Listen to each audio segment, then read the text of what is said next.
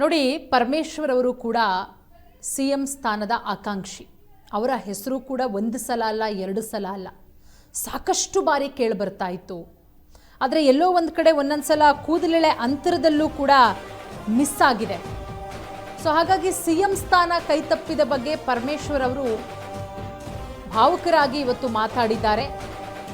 ಮೂರನೇ ಬಾರಿ ಸಿಎಂ ಸ್ಥಾನ ಕೈತಪ್ಪಿದ್ದಕ್ಕೆ ಡಿಸಿಎಂ ಪರಮೇಶ್ವರ್ ಅವರು ಬೇಸರಗೊಂಡಿರೋದು. ಸಿದ್ಧಾರ್ಥ ಕಾಲೇಜು ಸಿಬ್ಬಂದಿಯ ಜೊತೆ ಮಾತನಾಡಬೇಕಾದ್ರೆ ಭಾವುಕರಾಗ್ತಾರೆ. 2013ರ ಎಲೆಕ್ಷನ್ನಲ್ಲಿ ಸೋತಿದ್ರಿಂದ ಸಿಎಂ ಹುದ್ದೆ ಕೈತಪ್ಪಿತು. ನಾನು ಗೆದ್ದಿದ್ರೆ ಖಂಡಿತವಾಗ್ಲೂ ಕೂಡ ಸಿದ್ದರಾಮಯ್ಯ ಅವರು ಸಿಎಂ ಆಗ್ತಿರ್ಲಿಲ್ಲ, ನಾನು ಆಗ್ತಾ ಇದ್ದೆ. 2018ರಲ್ಲಿ ಕೈ ಪಕ್ಷ ಸ್ಥಾನ ಗೆದ್ದರೂ ಕೂಡ ನನಗೆ ಅವಕಾಶ ತಪ್ಪುತ್ತೆ. ಆಗ ಮೈತ್ರಿ ಸರ್ಕಾರದಲ್ಲಿ ಕುಮಾರಸ್ವಾಮಿ ಅವರು ಸಿಎಂ ಆಗ್ತಾರೆ. ಅವತ್ತು ನನ್ನನ್ನು ಸಿಎಂ ಮಾಡಬಹುದಿತ್ತು, ಆದರೆ ಅವತ್ತೂ ನನಗೆ ಅವಕಾಶ ಸಿಗಲಿಲ್ಲ. 2026ರಲ್ಲೂ ಕೂಡ ಮುಖ್ಯಮಂತ್ರಿ ಹುದ್ದೆಯ ನಿರೀಕ್ಷೆ ಇಟ್ಕೊಂಡಿದ್ದೆ, ರಾಜಕೀಯ ಕಾರಣಗಳಿಂದ ಸಾಧ್ಯವಾಗಲಿಲ್ಲ ಅಂತ ಒಂದು ರೀತಿಯಲ್ಲಿ ಇವತ್ತು ಭಾವುಕರಾಗ್ತಾರೆ. ಮಾತಾಡಿದ್ದಾರೆ, ಬನ್ನಿ ಕೇಳಿಸ್ಕೊಳ್ಳೋಣ.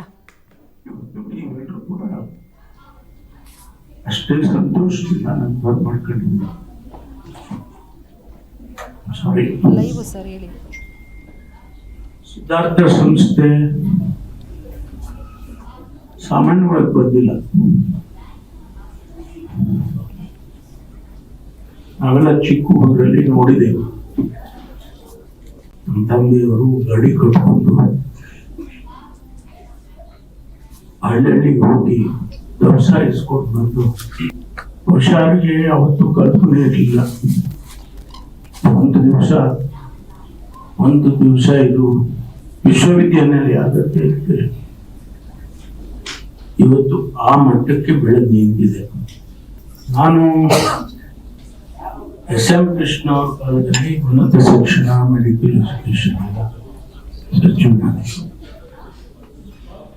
ಆಗ ನಿಮಗೆ ಬಂದೆ, ಊರೆಲ್ಲ ಸಂತೋಷ ಪಡ್ಕೊಂಡು ಮೆರವಣಿಗೆ ಮಾಡಿ